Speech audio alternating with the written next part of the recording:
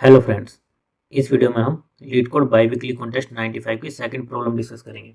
इस प्रॉब्लम का नाम है find consecutive integers from A data stream और ये मीडियम कैटेगरी की प्रॉब्लम है। इस प्रॉब्लम में आपको क्या करना है, एक डेटा स्ट्रक्चर इंप्लीमेंट करना है that checks if last k integers pass in the stream are equal to value. Basically आपको क्या दिया जाएगा, एक वैल्यू दी जाएगी और एक के वैल्यू दी जाएगी और एक स्ट्रीम ऑफ इंटीजर्स दिया जाएगा। आपको ये चेक करना है कि लास्ट के जो इंटीजर्स एंटर हुए हैं वो वैल्यू के इक्वल एंटर हुए हैं या नहीं हुए। अगर वो वैल्यू के इक्वल एंटर हुए हैं तो आपको ट्रू रिटर्न करना है, अदरवाइज आपको फॉल्स रिटर्न करना है। आपको डेटा स्ट्रीम क्लास के अंदर दो एपीआईज इंप्लीमेंट करनी है, डेटा स्ट्रीम और कंसेक्यूटिव सीक्वेंस। डेटा स्ट्रीम में आपको क्या दिया जाएगा, दो इंटीजर्स वैल्यू और के, कि लास्ट के इंटीजर्स जो एंटर हुए उनकी वैल्यू के इक्वल है या नहीं है। स्टार्टिंग में डेटा स्ट्रीम क्या होगी, एम्प्टी होगी। तो जैसे जैसे इंटीजर एंटर होते जाएंगे वैसे वैसे वैल्यू बढ़ती जाएगी, जैसे 1 2 इंटीजर्स बढ़ते जाएंगे। तो जब तक आपके के इंटीजर्स नहीं हो जाते तब तक आपको क्या रिटर्न करना है, फॉल्स रिटर्न करना है। जैसे ही आपके के इंटीजर्स हो जाएंगे उसके बाद आपको चेक करना है कि जो के इंटीजर्स एंटर हुए वो वैल्यू के इक्वल एंटर हुए या नहीं हुए। नहीं हुए तो फॉल्स, अगर हुए तो फिर ट्रू रिटर्न करना है। यहाँ पर इन्होंने एग्जाम्पल दिया है, स्टार्टिंग में क्या है, डेटा स्ट्रीम के अंदर आपको वैल्यू दी है 4 और 3। बेसिकली की के की वैल्यू है 3 और वैल्यू क्या है आपकी 4, कि जो भी आपके इंटीजर एंटर हो वो आपको किसे कंपेयर करने हैं, 4 के साथ। और कितने लास्ट कंपेयर करने हैं, 3 लास्ट इंटीजर्स। फिर उन्होंने दिया 4 पास किया तो अभी तक 3 से कम है तो आपको फॉल्स रिटर्न करना है। फिर से 4 पास किया तो अब कितने हो गए, 2 इंटीजर हो गए, फॉल्स रिटर्न करना है। फिर से 4 पास किया तो लास्ट के तीनों इंटीजर क्या थे, 4 थे, जो वैल्यू के इक्वल थे, तो आपको क्या रिटर्न करना है, ट्रू।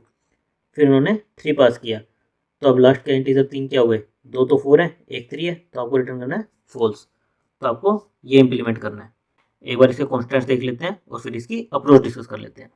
कॉन्स्टेंट्स में आपको क्या दिया है, वैल्यू और नंबर दोनों ही आपके क्या होंगे, 10⁹ से छोटे होंगे। और के जो लास्ट आपको चेक करना है वो कितने होंगे, 10⁵ होंगे। और टोटल इसकी कॉल्स कितनी होंगी, कंसेक्यूटिव सीक्वेंस की 10⁵ कॉल्स होंगी। तो अगर मैं इसका कोई ON बेस्ड सॉल्यूशन देखूं तो वो कितना जाएगा, 10⁵ मेरी कॉल्स हैं और 10⁵ मेरे के हो सकते हैं।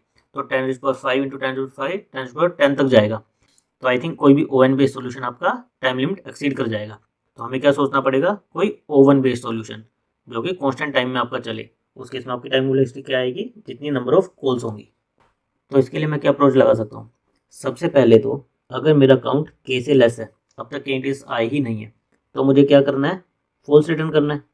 तो एक तो मुझे वेरिएबल लेना पड़ेगा काउंट, जो कि मेंटेन करेगा कि कितने इंटीजर्स आ चुके हैं। इसी काउंट वेरिएबल का यूज़ करके मैं ओवन टाइम में इसको इम्प्लीमेंट कर सकता हूँ। तो मैं क्या लॉजिक लगा सकता हूँ, बेसिकली अगर जो मेरा नंबर एंटर हुआ है वो अगर मेरे वैल्यू के इक्वल है तो मैं क्या करूँ, काउंट को प्लस प्लस कर दूँ कि भाई मेरे इतने मैच हो चुके हैं अब तक।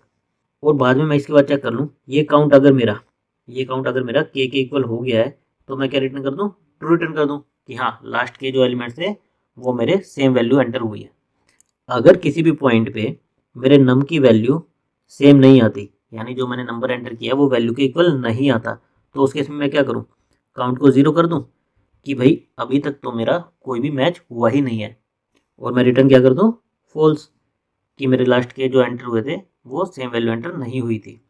और नेक्स्ट के लिए मैं काउंट को 0 कर दे रहा हूँ, क्योंकि अब यहाँ से लेके जब तक के एलिमेंट्स एंटर नहीं होंगे तब तक मुझे क्या रिटर्न करना है, फॉल्स रिटर्न करना है। तो इसलिए मैं यहाँ पर काउंट को 0 कर दूंगा। अगर मेरी वैल्यू इक्वल आएगी तो मैं क्या करूँगा, काउंट प्लस प्लस करूँगा और के साथ चेक करूँगा कि वो के इक्वल हो गया है काउंट मेरा या नहीं हो गया है।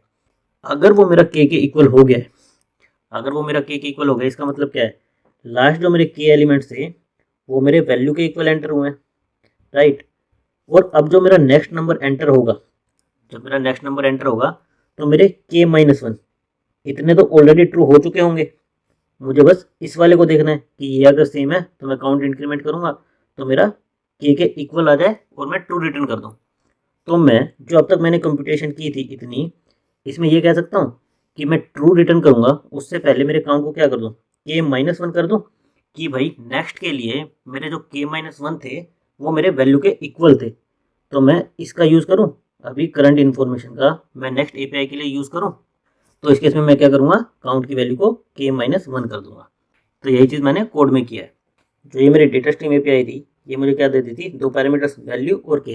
इनकी ज़रूरत मुझे बाद में पड़ने वाली है, तो मैंने इसके लिए अपने दो प्राइवेट वेरिएबल लिए वैल और एन, इनमें इनकी वैल्यू को स्टोर कर लिया, और एक काउंट वेरिएबल लिया जिसकी इनिशियल वैल्यू मैंने क्या रखी 0, कि अभी तक मेरा कोई भी लास्ट के वाला मैच नहीं हुआ है, अभी तक कोई भी मेरा इंटीजर के से मैच नहीं है, इसलिए मैंने काउंट को 0 से इनिशियलाइज कर दिया।